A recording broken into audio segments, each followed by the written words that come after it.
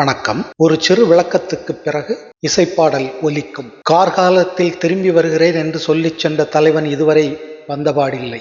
அவன் வராத காரணத்தால் வருந்தி புலம்புகிற தலைவியின் குரலாயின் இந்த பாடலை எழுதியவர் வாயிலான் தேவனார். தோழி, மேகங்கள் மழை பொழிந்து விளையாடும் மலையடிவாரத்தில் இருக்கிற நம் சிற்றூரில் மேய்ச்சலுக்கு சென்றிருந்த பசுக்களெல்லாம் கன்றுகளை காணும் ஆவலோடு வீடு திரும்பிக் கொண்டிருக்கின்றன.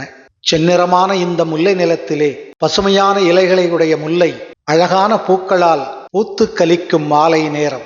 அது வானத்தின் அந்த செந்நிற அழகை எப்படியே அள்ளி பூசிக்கொண்டது போல இருக்கிறது.